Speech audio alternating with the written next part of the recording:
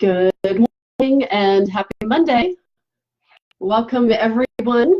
Welcome to the Joyful Business Planning live show. This is our second week and I'm broadcasting each day talking about all things for creating a easy, fun, creative business plan that you'll absolutely love and that you will use all year long to help guide your actions and what you're up to. So, a couple of things as everybody's starting to join. If you have any questions about business planning, please let me know. I'd love for you to post your comments below for anything relating to business plans. If you have a question about what is a business plan, what is a marketing plan, what's a planner? We talked about that last week on one of our shows, the differences between a plan, a planner, and your marketing plan versus your business plan. Last week I talked about myths about business planning. We talked about your daily action plan, rituals for ending the year, rituals for starting the year, and visioning. And then we had a launch party as well, talking about all things joyful business related. So I'm just going to go here and make sure I've got everything closed down for maximum impact. That makes me laugh. When I was in corporate and did a program for shopping centers, we had a program called Maximum Impact. It makes me think about this, or think about what I just said. So for all of you who want to cut right to the chase and you're interested in what is this Joyful Business Plan all about, you can go check it out at joyfulbusinessplan.com. And it is very exciting. This is our 2019 version. It is the best one ever. I've added some cool new worksheets, some of which we're going to be talking about today. We're actually going to move into talking about niching. And so I know this is, for some reason, this is a controversial subject. And I know you rebels out there like to resist niching quite often. So we will talk about that. All right, so let me just check my notes here, see what else we got going on. Okay, so here is the Joyful Business Plan.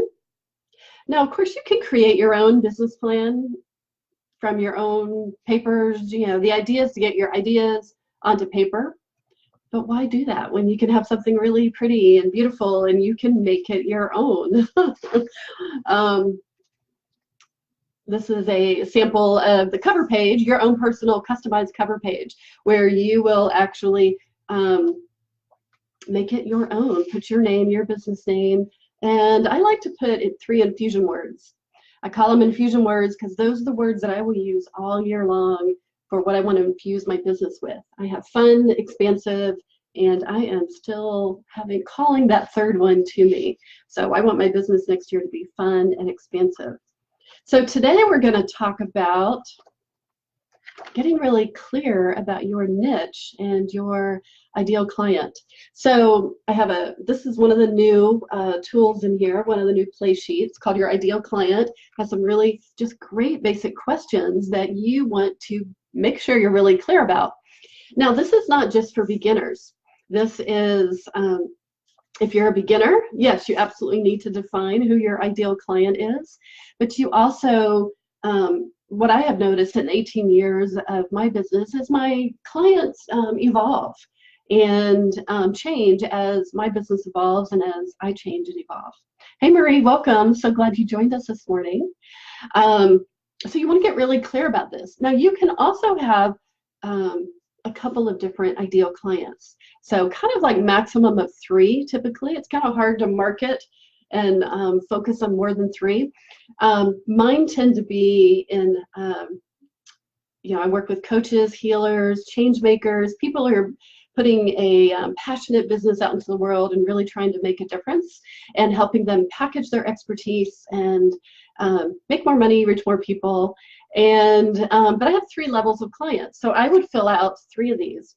One is for my newbie beginner client who's just getting into business. One is for someone who's more seasoned and who is has a couple of years experience and is really clear and they're just starting to leverage their expertise. And then I'd fill out one to get really clear on what I call the legacy clients. So those are ones who've been in business 10, 15, sometimes even 20 years. And they have done a really great job of growing their business, having a steady business usually through a main referral source. But now they are ready to create their legacy work and really get their work out in a bigger way. So you can think about your ideal client. Now, you don't have to have 3 ideal clients. You might be really clear and have 1. So a couple of things that you want to talk about and be really clear is have a good description of your client so you know who they are, so you can identify who they are, what kind of demographics, what kind of qualities do they have. And actually, I have an example, like this is how you would fill it out. Remember, you're not doing your plan for somebody else, you're doing your plan for yourself. So if you use markers, crayons, your favorite pens, if you make mistakes, it doesn't matter because this is for you, all right? So a description, I just told you a description of my ideal client. Solopreneurs, coaches, consultants, speakers, healers, service providers, their packaging and expertise typically, wanting to make a change, qualities. I put on here, some of their qualities are they're rebels. They tend to resist traditional marketing. They're creative, smart. They usually have kind of a spiritual bent to them, and they're really optimistic about how they want to change the world, even if it's just right in their own backyard. Now, where are they located? This is so important because it's like, where do you find your clients? So you want to list places. Mine are both global and in my backyard. And so you want to list really specific places. So, I'm predominantly in the US and the UK and Australia, mostly the English-speaking countries, which makes sense, and Canada. Sorry about those Canadians. I have a lot of clients in Canada. And then I also have a lot of clients that I find that are very specific in coaching organizations, locally in women's entrepreneur groups. You want to describe their life. I'm not going to go into every single detail about this, but describe their life, describe their business if it's relevant. And where do they hang out? This is so important. Do they hang out at the gym? Are they hanging out at boutique type doctors and dermatologists kind of things, or high-end spas? Or are they at universities? And then what types of things do they say? This is such an important thing to capture, is what do they say? So my clients will often say, oh my God, I'm the anti-hustle. They hate the word hustle. They're not afraid to work hard, but they don't want to build their business on an infusion word of hustle. They don't want to do that 24/7.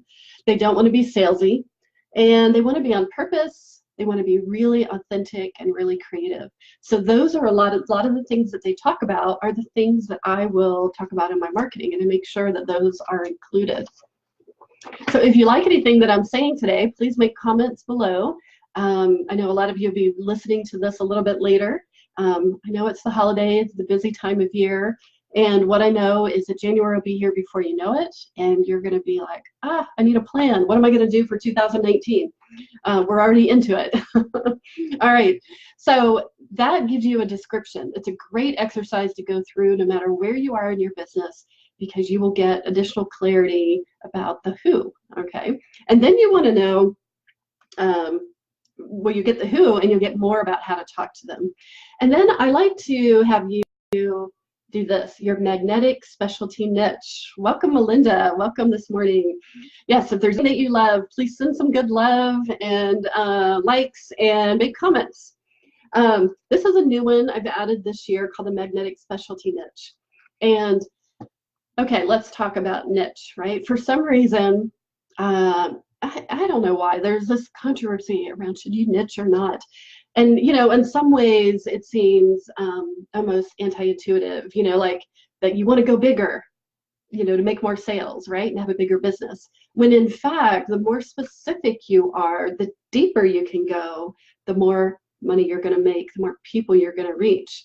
And the reason is because you're talking to them so specifically that they know that you get what they're about. You get their problems, you get their challenges, their dreams, their aspirations. You understand their way of life.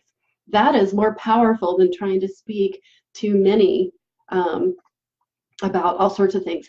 You know, it's kind of like, if you ever been in the doctor's office and, good morning, Leslie, so glad you're here.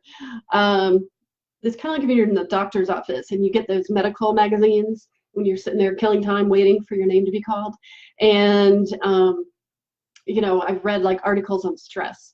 And you'll read an article about stress and it, you know, it tells you you need to get good sleep, drink water, exercise, blah, blah, blah. Like we've read it a million times. We know it. We could probably write that article or talk about it in our sleep, right? And it's okay. It might be good reminders.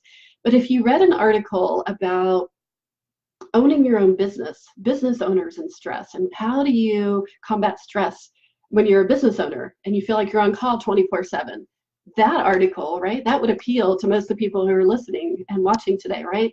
That is example of a niche, of niching your article and really talking specifically to the people that you want to talk to. Now, this doesn't mean that you can't work with other clients.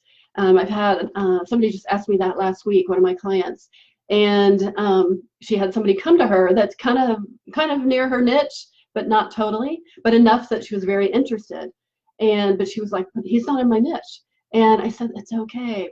Niching is for marketing purposes. Okay, you want to remember that. So niching is so that you know where to spend your time, your money, and your energy. Those three things: time, money, and energy for the most effective marketing.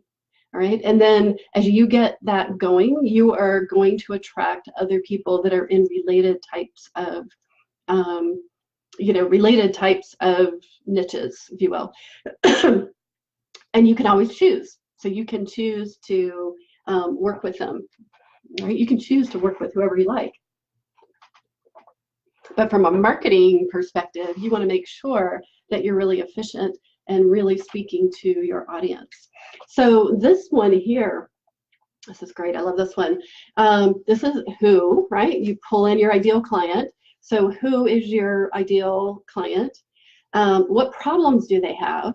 And then problems, challenges, and these are, you know, I like to do a big brainstorm, and then I like to pick the number ones. I call them the 3 a.m. ones. The ones they wake up at 3 a.m. and they're like, oh my God, if I don't ever get this business making money, I'm just so stressed out about this, right? Or if I don't lose weight, or, you know, whatever that 3 in the morning problem that keeps them awake.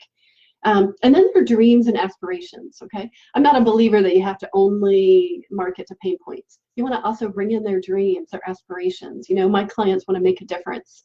They love to know that they've made a positive difference in somebody's day. They also want to be that rebel, you know, they want to do it a little bit different. They want to be independent and do it their way. And that's an important piece.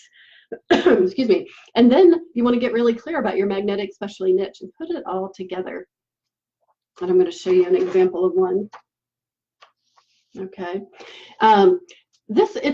It's kind of like an elevator speech, but I'm not big on elevator speeches. I don't think you want a canned 3 lines of what you say, but you do need to be really clear and you need to be really comfortable about how you say it. And then you want to let your passion out and you want to tailor it to the group of people that you're talking to. But it's really good to start with a formula, right? So that it gives you a place to start, and then you can add your passion and your own words to it. So the examples down here at the bottom, this is just an example that I made up for another client that I work with who, right? You put in the who here. So I work with women who either what they want or what they're struggling with. And so you add that in. So I work with women who are feeling anxious, confused about the future so that they can feel happy again and feel on purpose. And I do this by providing coaching programs and products to awaken their creativity and sense of power and purpose. So I did that one for one of my clients. And so this helps them be really, really clear about who that is and helps guide them. Now, what I can tell you is that if you do a business plan and you work on marketing strategies and what it is you're going to do for the year, and you're not clear about your magnetic specialty niche, then it's going to be a wishy-washy plan, quite honestly. The more clear, excuse me, getting over a sinusy thing, so I'm going to keep drinking my water.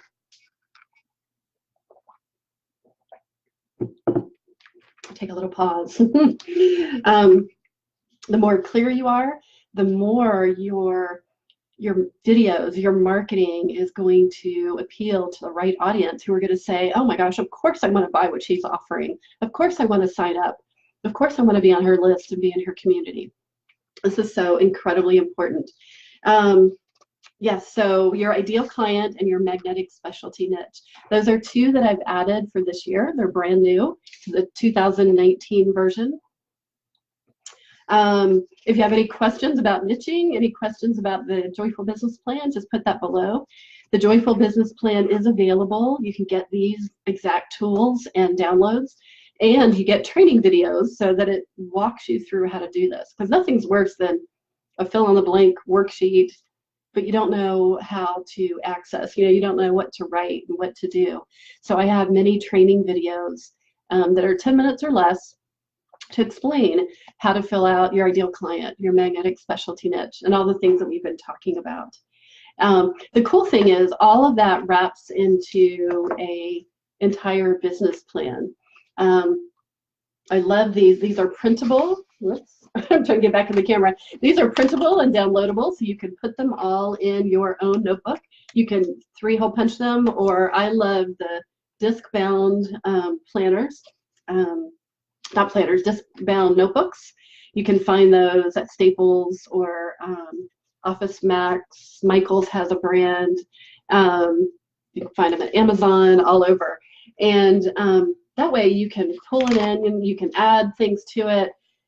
You can use it throughout the entire year so that you can print them off.